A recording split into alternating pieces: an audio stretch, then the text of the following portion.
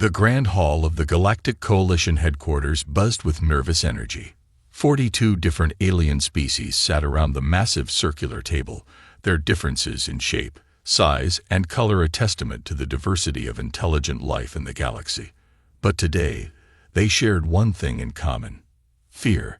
"The Vorn fleet has destroyed 3 more border outposts," announced General Thax, a tall, blue-skinned alien with 4 arms.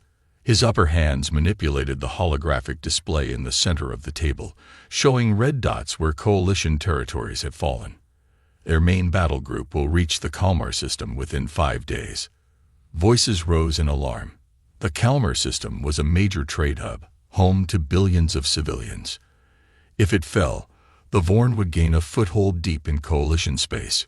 "We must gather all available ships to defend it," said Ambassador Rill, her feathered crest rising in agitation. "Every member world must contribute to the defense fleet."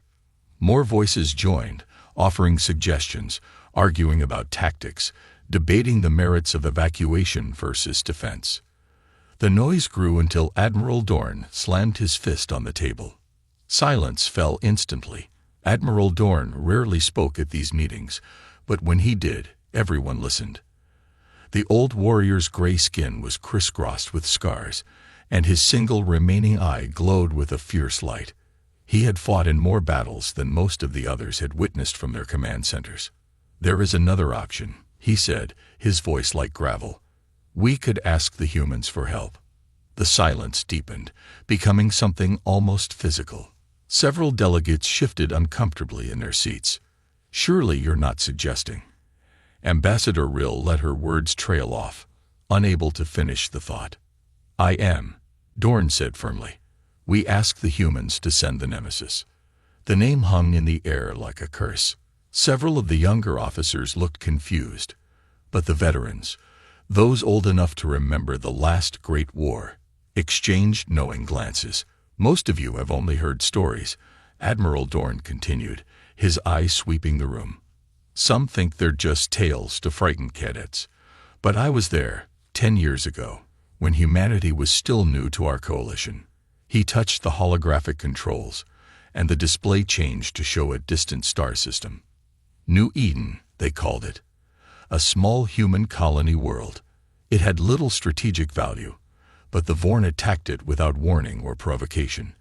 The humans had only 1 warship close enough to respond. The hologram shifted again, showing a dark, angular vessel that seemed to absorb the light around it rather than reflect it. "The HSS Nemesis," Dorn said quietly.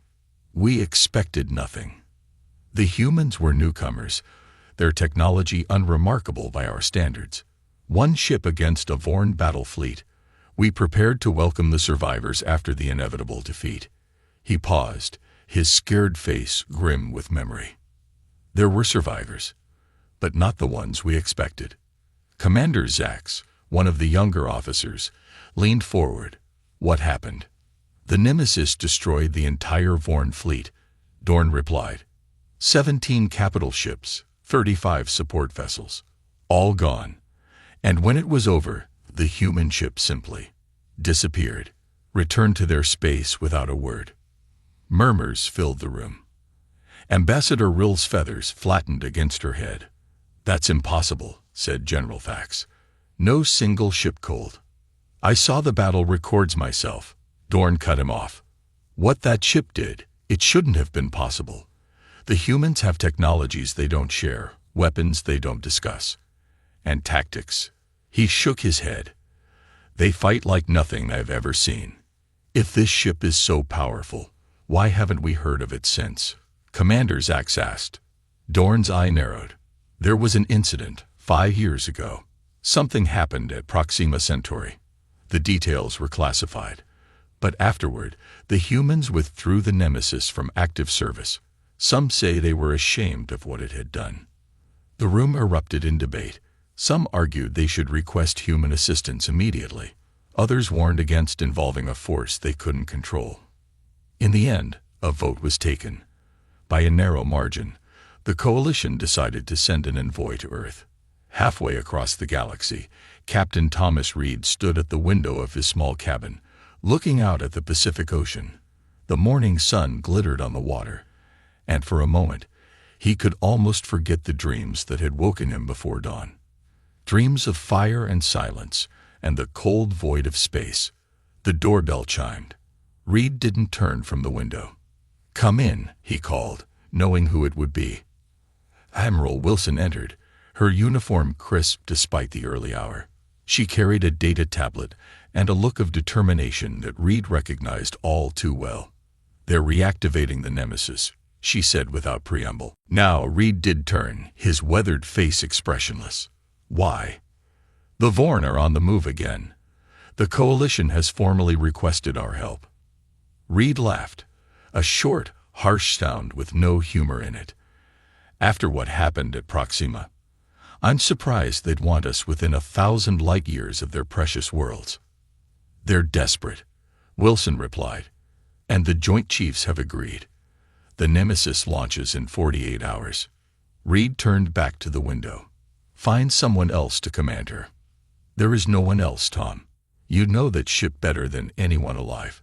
And despite what happened, despite the hearing and the forced retirement, you're still the best captain we have." Reed closed his eyes, seeing not the peaceful ocean, but the cold blackness of space, feeling not the warm sun, but the phantom vibration of the Nemesis's engines beneath his feet. "She's been refitted," Wilson continued. "New systems, new protocols." She hesitated. "Some of your old crew have already volunteered to return." "They're fools, then," Reed said quietly. "Maybe, or maybe they believe in you, even after everything." Reed was silent for a long moment. Finally, he turned to face the Admiral. "What are the terms?" "Full autonomy. The Coalition gets your help, but you answer only to Earth Command.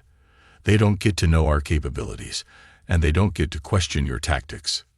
Reed nodded slowly. "And afterward, when the Vorn are dealt with, the Nemesis returns to Earth space. And you with it." Reed picked up the small model ship that sat on his desk, a perfect miniature of the Nemesis, black and sleek and terrible. He had carried it with him through 5 years of exile, a reminder of what he had done, what he might have to do again. "When do we leave?" he asked. Wilson handed him the data tablet. "Your reinstatement is already processed. Transport leaves for the orbital shipyard in 3 hours." As she turned to go, Reed spoke again. "Admiral, do they know? The Coalition, do they know what they're asking for?" Wilson paused at the door. "I don't think anyone truly knows what the Nemesis is capable of, Tom. Not even us. That's what scares them. That's what scares all of us." After she left, Reed looked down at the tablet. His new orders were clear. Take command of the HSS Nemesis. Defend Coalition space against Vorn aggression. Return when the mission is complete. Simple words for what would be anything but a simple task. He packed quickly, taking only what he needed. As he took one last look at his home of 5 years, he realized he felt nothing. No sadness at leaving, no joy at returning to the stars, only a cold certainty that the galaxy was about to remember why they had feared the name Nemesis, and why they had feared its captain even more. The orbital shipyard hung in space like a massive metal spider, its long arms cradling the dark shape that was the HSS Nemesis. As the shuttle approached, Reed pressed his hand against the viewport, his eyes fixed on the warship that had once been his home. The Nemesis was unlike any other ship in Earth's fleet, where most human vessels followed the same design principles as their alien counterparts, sleek, rounded hulls with a certain aesthetic appeal. The Nemesis rejected beauty for pure function. Its angular, asymmetric form was covered in weapon mounts and sensor arrays. The hull was coated with a material that absorbed rather than reflected light, making it appear as a ship-shaped hole in space. "She doesn't look 5 years older," Reed said quietly. The shuttle pilot nodded. "They've kept her ready, sir, like they knew someday they'd need her again." The shuttle docked with the shipyard, and Reed made his way through the familiar corridors. Personnel stepped aside as he passed, their faces showing a mix of respect and unease. His reputation had only grown during his absence, it seemed. At the main airlock to the Nemesis, a familiar figure waited. Commander Alex Morgan straightened to attention as Reed approached. 5 years had added some gray to Morgan's hair, but the sharp intelligence in his eyes hadn't changed. "Captain," Morgan said, offering a crisp salute. "Welcome back." Reed returned the salute. "XO, I didn't expect to see you here. Where else would I be?" When they said they were reactivating the Nemesis, I requested immediate transfer. Morgan's expression softened slightly. Most of the old bridge crew did the same. Wilson, Chen, Davis, they're all aboard. Reed felt something stir inside him. The first real emotion he'd experienced since receiving his new orders.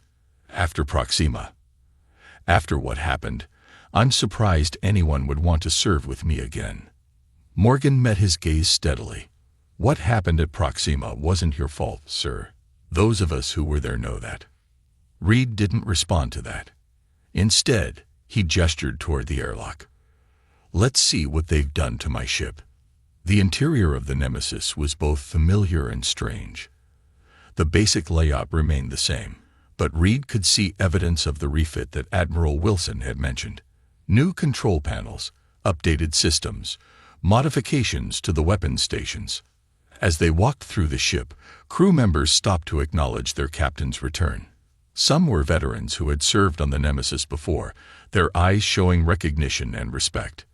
Others were new, young faces that regarded Reed with barely concealed awe. "They've been telling stories about you," Morgan said, noticing Reed's reaction to the younger crew members. "About us. About what the Nemesis did at New Eden." "Stories get bigger with each telling," Reed replied. "Especially the scary ones." They reached the engine room, where Chief Engineer Marcus Wilson was bent over a console, arguing with a technician from the shipyard. Wilson was a large man with massive hands and a wild beard that defied military regulations. When he saw Reed, his face split into a broad grin. "Captain, about time you showed up." He waved dismissively at the technician. "Tell your supervisor I'll sign off on the changes when I'm good and ready, not before." As the technician left, grumbling, Wilson turned back to Reed and Morgan. "They've been trying to improve my engines for weeks. Idiots wouldn't know a phase inverter from a plasma regulator." Reed smiled slightly. "Some things never change. What have they done to my ship, Chief?" Wilson's expression turned serious. "A lot, sir. Some good, some." He glanced around and lowered his voice. "Some changes I don't agree with. Come see." He led them deeper into the engine room, to a sealed door marked with high security warnings. Wilson entered a code, and the door slid open to reveal a large chamber dominated by a device Reed didn't recognize. A complex arrangement of curved metal and pulsing energy fields. "What am I looking at, Chief?" Reed asked. "They're calling it the Prometheus Drive," Wilson replied. "It's what they've been working on for the past 3 years. The reason they kept the Nemesis in reserve instead of stripping her for parts." Morgan stepped closer to the device, his face reflected in its polished surfaces. "It's supposed to replace the Ghost Drive." Wilson nodded. "The Ghost Drive let us go invisible to sensors. This thing," he shook his head, "they say it can do a lot more. But it's experimental. Dangerous." Reed studied the device, feeling a chill that had nothing to do with the temperature. They wouldn't install it without a reason. "The Vorn," Morgan said. "They must be expecting one hell of a fight." Wilson grunted in agreement.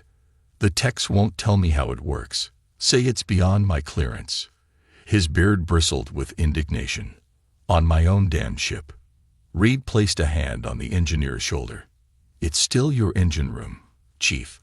I want you to learn everything you can about this new drive.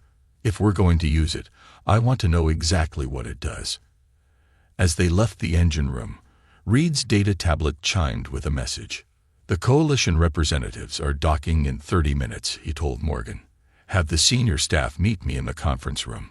On the bridge of the Nemesis, Reed stood before the main view screen, watching as the last of the shipyard's maintenance arms withdrew from the hull. The ship was now free, connected to the station only by docking clamps. Around him, the bridge crew worked at their stations, their movements becoming more confident as they reacquainted themselves with the ship's systems. Morgan stood at Reed's side, reviewing the final departure checklist. "All stations report ready, Captain," he said. "Pre-launch diagnostics complete. The Coalition observers are aboard and settled in their quarters." Reed nodded. "Notify Earth Command that we're prepared for departure." As Morgan relayed the message, Reed's mind drifted back to his last day on this bridge, 5 years ago. The chaos, the alarms, the desperate gamble that had saved lives but ended his career. Would it be different this time? Or was the Nemesis destined to remain what it had always been, a weapon of last resort, too powerful, too dangerous to use except in the most desperate circumstances? The communications officer looked up from her station. "Earth Command confirms launch clearance, Captain. We are ordered to proceed to the rendezvous coordinates at best speed." Reed turned to face his crew, feeling the weight of 40 pairs of eyes upon him. They were waiting for words, for inspiration, for reassurance. He had never been good at speeches. "Most of you know what we're facing," he said simply. "The Vorn aren't just raiders or pirates. They're conquerors.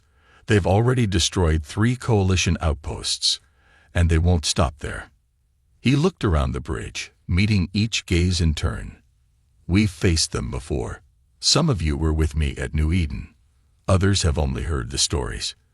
Today we all find out how much of those stories is true." He turned back to the view screen, where the vast blackness of space waited. "Release docking clamps. Take us out, helm. 1/4 power until we clear the solar system. Then prepare the jump drive." As the Nemesis pulled away from the shipyard, Reed felt the subtle vibration of the engines through the deck plates. The ship seemed to come alive around him, responding to his commands as if it had been waiting for his return. Somewhere out there, the Vorn fleet was advancing toward its next target, unaware that the Nemesis had been unleashed once more, unaware that their worst nightmare was coming for them. "Captain," Morgan said quietly, so only Reed could hear. "The crew is wondering. Will we use it? The Prometheus drive." Reed watched as the stars streaked past on the view screen. "Let's hope we don't have to. XO, for everyone's sake." But deep inside, in a place he rarely acknowledged, Reed knew better. The Nemesis hadn't been reactivated, hadn't been fitted with experimental technology, just to frighten the enemy. This time, like the last, they would be asked to do the unthinkable. And this time, like the last, they would not refuse. The Nemesis dropped out of jump space with barely a shudder, a testament to Wilson's skill with the engines. On the main screen, the Coalition fleet came into view, a collection of ships from a dozen different worlds, gathered to face the Vorn threat. 53 vessels, reported Lieutenant Davis from the sensor station, mostly light cruisers and support ships, only 6 heavy capital ships. Reed studied the fleet. Even from a distance, he could see the differences in design and technology, a reflection of the various species that made up the Coalition. Some were streamlined and elegant, built more for speed than combat. Others bristled with weapons, but lacked the advanced shielding that would keep them alive in a prolonged engagement. "Not much of a defense force," Morgan observed quietly. Reed nodded. "They've been at peace too long. Forgotten what real war looks like." "Incoming transmission from the Coalition flagship, Captain," called the communications officer. "On screen," Reed ordered. The view screen shifted to show the face of Admiral Levix, the Coalition fleet commander. Levix was from a reptilian species with scaled skin and vertical pupils, giving him a perpetually suspicious look. "Captain Reed," he said, his translator rendering his words with only a slight delay. "Your arrival is timely. We had begun to fear Earth had reconsidered its commitment." "The Nemesis was in reserve," Reed replied. "It took time to make her ready." Levix's eyes narrowed slightly. "Yes, I've heard this ship has been inactive since the Proxima incident. I trust that will not affect your performance in the coming battle." Morgan stiffened beside Reed, but the captain's expression remained neutral. "The Nemesis is fully operational, Admiral. My crew is ready. We await your orders." "Excellent," Levick said, though his tone suggested he was far from convinced. "We're holding a strategy session in 2 hours. I expect you and your senior officers to attend." The transmission ended, and Morgan let out a breath. "Friendly sort, isn't he?" "He's scared," Reed said. "They all are, not just of the Vorn." Morgan glanced around the bridge. "Of us, you mean?" Reed's eyes remained on the screen, where the Coalition fleet hung against the backdrop of stars. "Of what we might do. Of what we've done before." The Coalition flagship's conference room was crowded with officers from a dozen different species. When Reed entered with Morgan and Lieutenant Davis, a hush fell over the room. Eyes turned to observe the humans, their expressions ranging from curiosity to poorly concealed fear. Admiral Levick gestured to empty seats at the table. "Captain Reed, please join us. We were just discussing defensive formations." Reed sat, noting how the officers on either side shifted subtly away. "What's the latest intelligence on the Vorn fleet, Admiral?" Levick touched a control, and a holographic display appeared above the table. It showed the predicted path of the Vorn fleet toward the Kalmar system.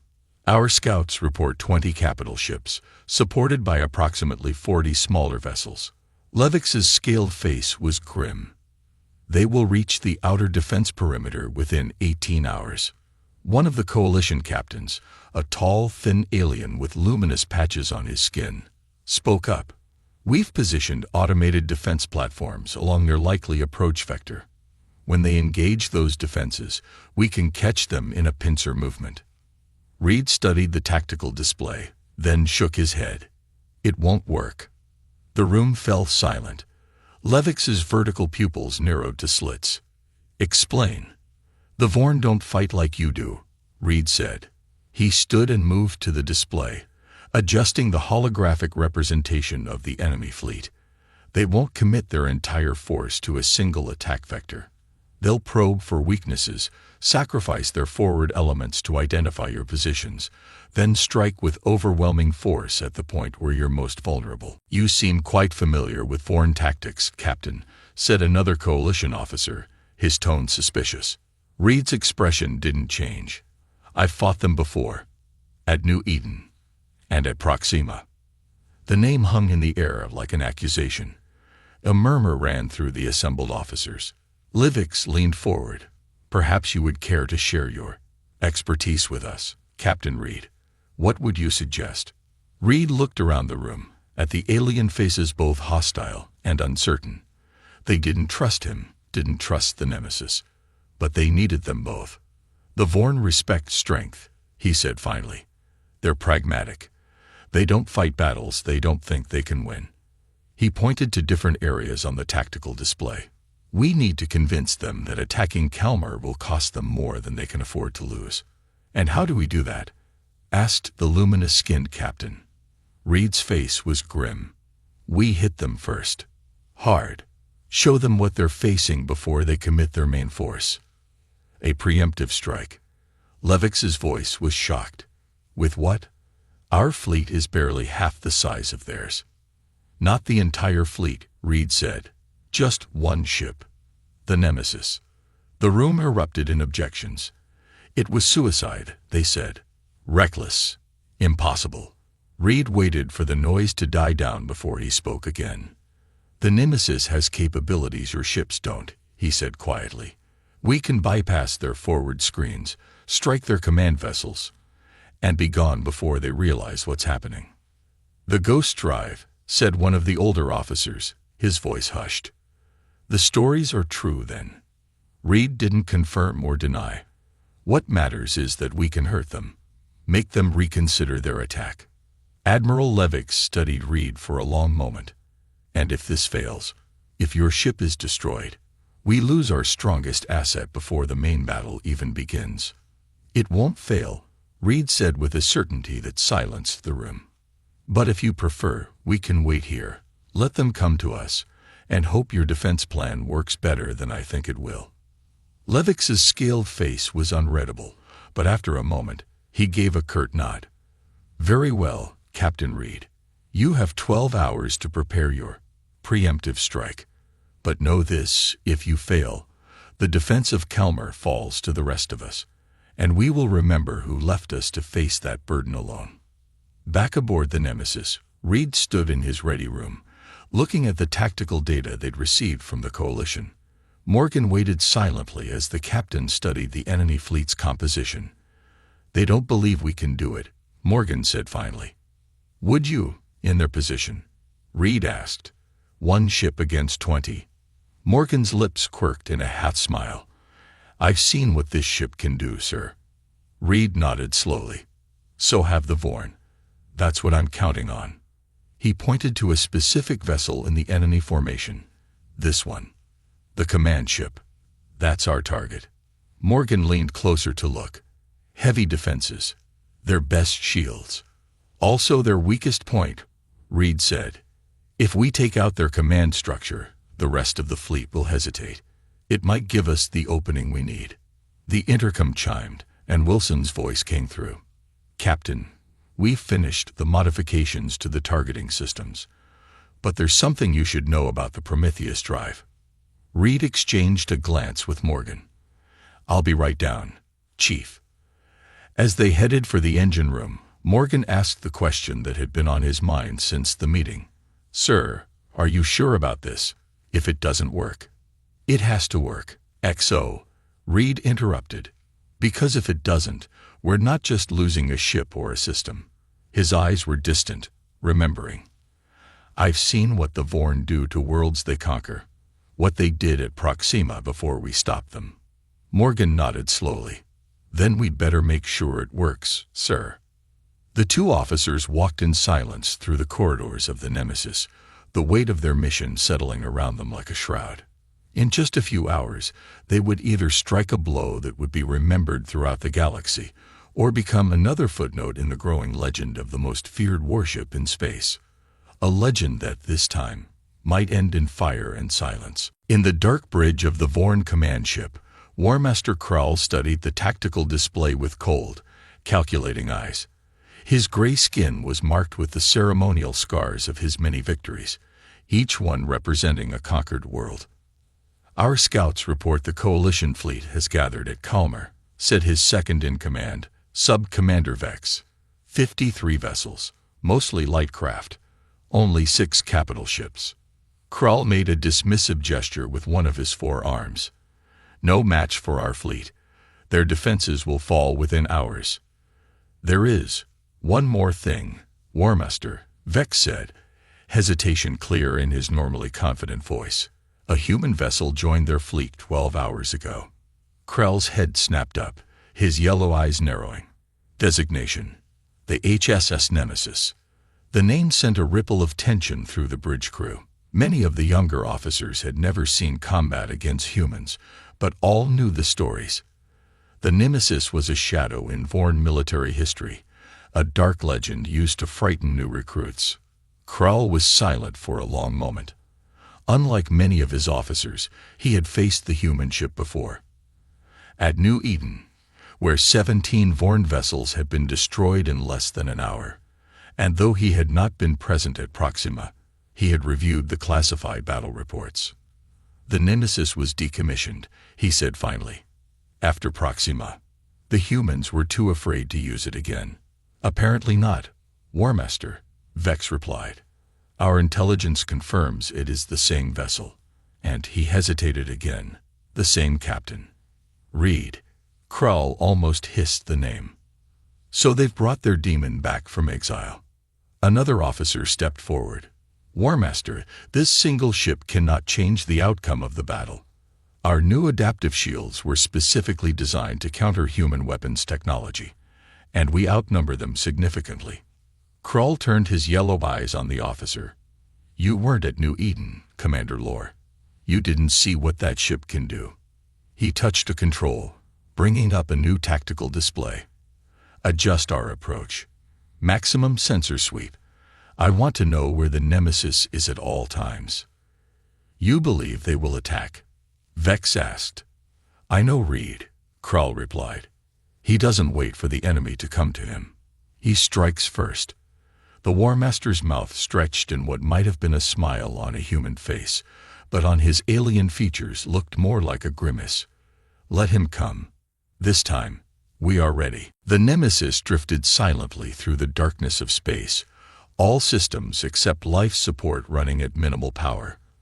From the outside, the ship was nearly invisible against the black backdrop of space, its light-absorbing hull hiding it from visual detection. On the bridge, Reed sat in the command chair, watching the main screen where the distant lights of the Vorn fleet grew steadily larger. The bridge was lit only by the glow of essential displays, casting eerie shadows across the faces of the crew. Ghost drive functioning at 98% efficiency, Davis reported from the sensor station. We're effectively invisible to standard scans. What about their advanced sensors? Morgan asked. The briefing said they've improved their detection systems since New Eden. Reed's eyes never left the screen.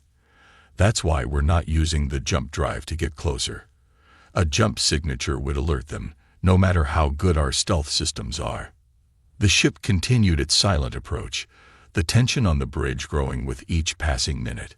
They were deep in enemy territory now, with no backup and no escape route except through the heart of the Vorn fleet.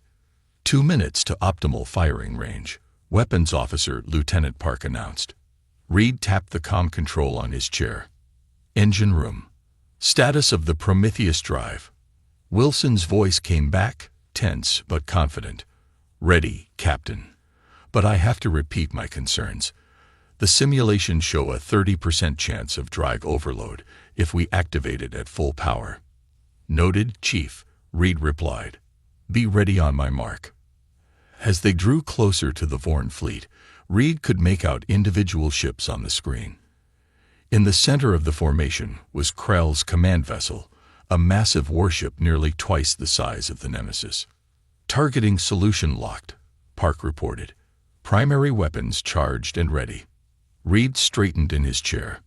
This was the moment of truth.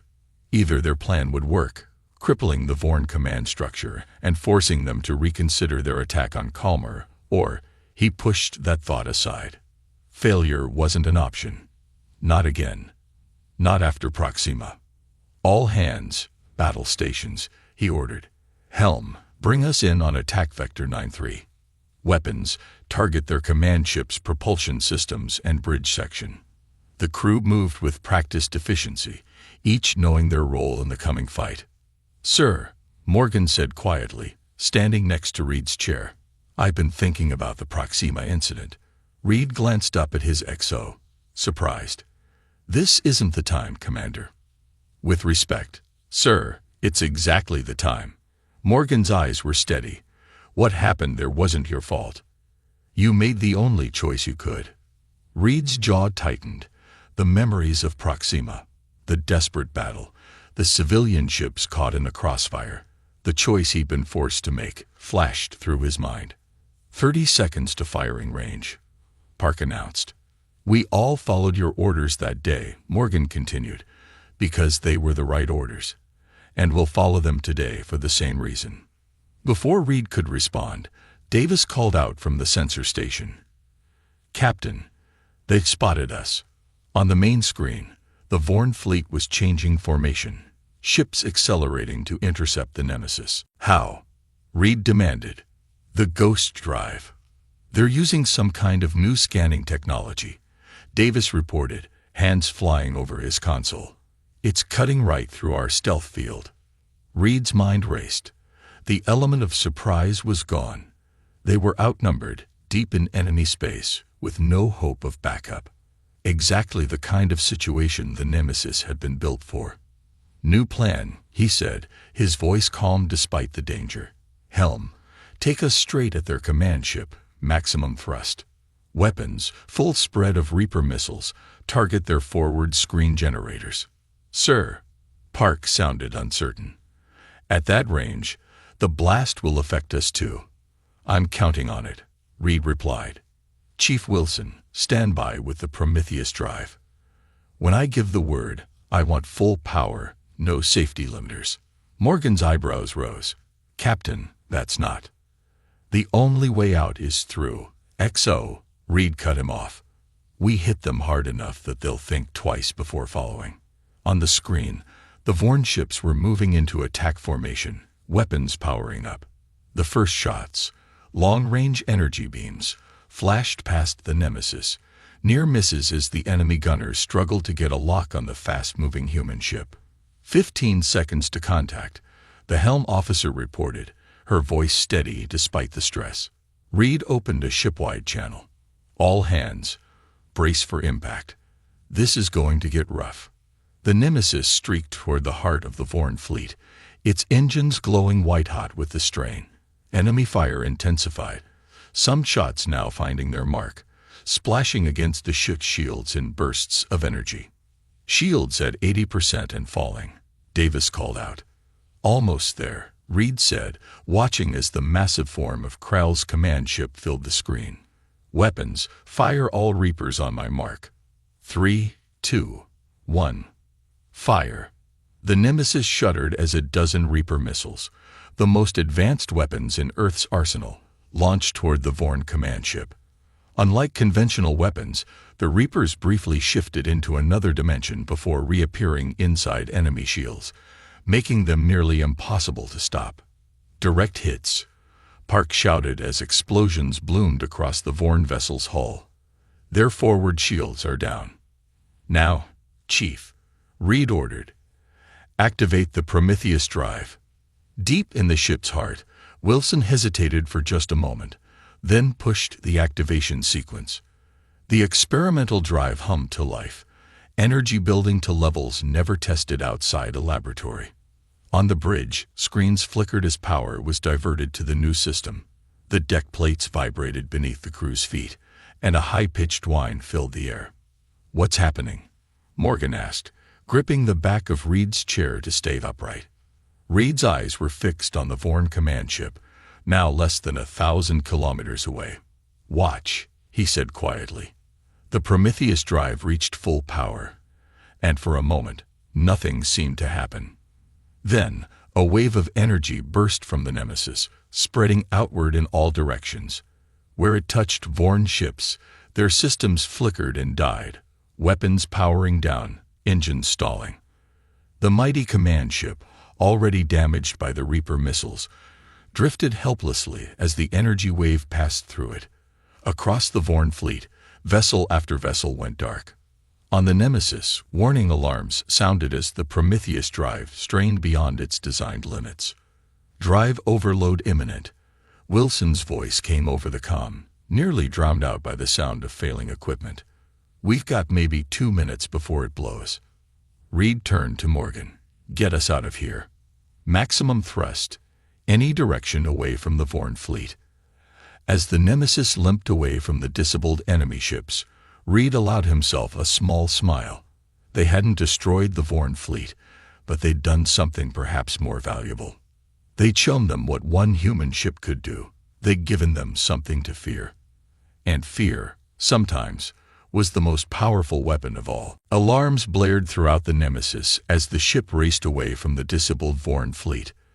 The deck plates vibrated with increasing intensity, and the lights flickered as power fluctuated across all systems. "Engine room," Reed called over the comm. "Status of the Prometheus drive." Wilson's voice came back, nearly drowned out by the sound of failing equipment. "Critical overload, Captain. The containment field is failing. We need to shut it down now, or we'll lose the whole ship." Reed turned to Morgan. "Options." The XO's face was grim. "At this point, not many. The drive is connected to all our primary systems. Shutting it down hard could leave us dead in space." "Better than being atomized," Reed muttered. He made his decision. "Wilson, emergency shutdown. All hands, prepare for power loss." Throughout the ship, crew members braced themselves. In the engine room, Wilson and his team worked frantically, rerouting power and disengaging safety protocols designed to prevent exactly what they were now attempting. Cutting main power to the drive in 3, 2, 1. Wilson's voice counted down. "Now." The Nemesis shuddered violently as the Prometheus drive shut down. For a terrifying moment, all lights and systems went dark. The ship drifted silently, wounded but intact.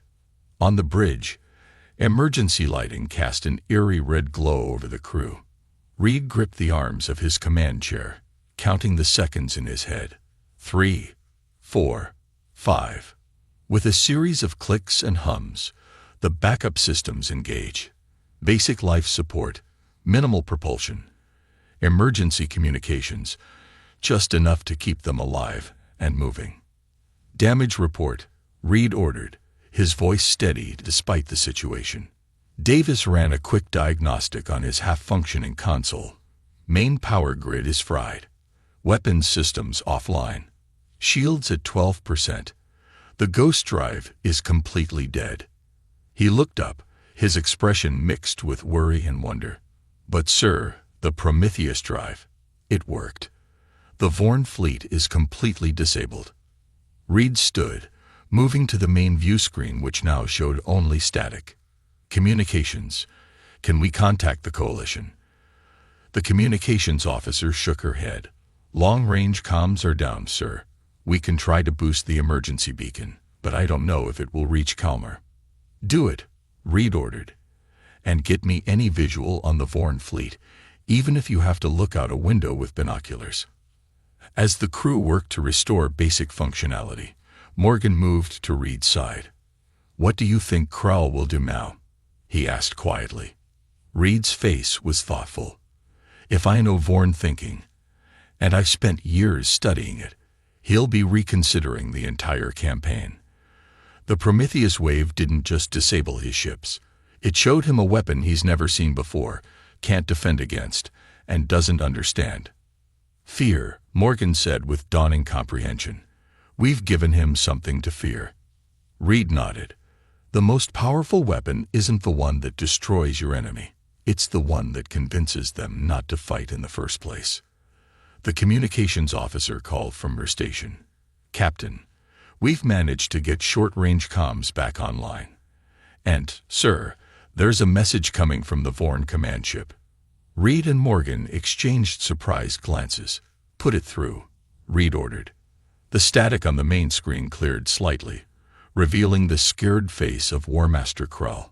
His yellow eyes glowed with a mixture of rage and, most importantly, caution. Captain Reed, the Vorn commander's translated voice came through with occasional breaks in transmission. It seems your reputation, not exaggerated. Reed stood straighter, facing his adversary. War Master Krell, your ships will regain power within a few hours. The effect is temporary. Krell's expression shifted slightly.